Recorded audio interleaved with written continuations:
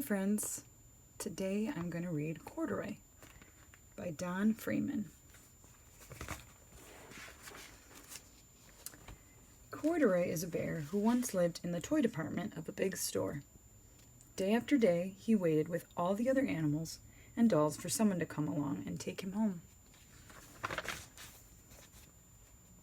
The store was always filled with shoppers buying all sorts of things, but no one ever seemed to want a small bear in green overalls. Then one morning, a little girl stopped and looked straight into Corduroy's bright eyes.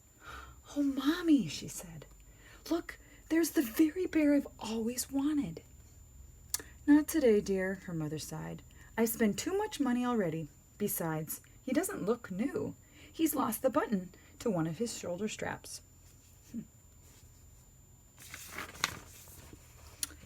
Corduroy watched them sadly as they walked away. "I didn't know I had lost a button," he said to himself. "Tonight I'll go and I'll see if I can find it." Late that evening, when all the shoppers had gone and the doors were shut and locked, Corduroy climbed carefully down from the shelf and began searching everywhere on the floor for his lost button. Suddenly, he felt the floor moving underneath him. Quite by accident, he had stepped onto the escalator, and up he went. Could this be a mountain? He wondered. I think I've always wanted to climb a mountain. He stepped off the escalator as it reached the next floor, and there, before his eyes, was a most amazing sight. Tables and chairs and lamps and sofas and rows of beds. "This must be a palace," Corduroy gasped. "I guess I've always wanted to live in a palace." He wandered around admiring the furniture. "This must be a bed," he said. "I've always wanted to sleep in a bed." And he crawled up onto a large, thick mattress.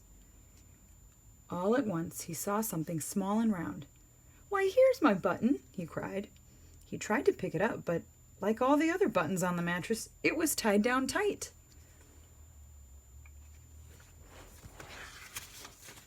He yanked and pulled with both paws until plop! Off came the button, and off the mattress Corduroy toppled. Bang! Into a tall floor lamp. Over it fell with a crash. Look who's coming. Corduroy didn't know it, but there was something else awake in the store. The night watchman was going his rounds on the floor above. When he heard the crash, he came dashing down the escalator. "Now who in the world did that?" he exclaimed. "Somebody must be hiding around here." He flashed his light under and over sofas and beds until he came to the biggest bed of all. And there he saw 2 fuzzy brown ears sticking up from under the cover. "Hello," he said. "How did you get upstairs?"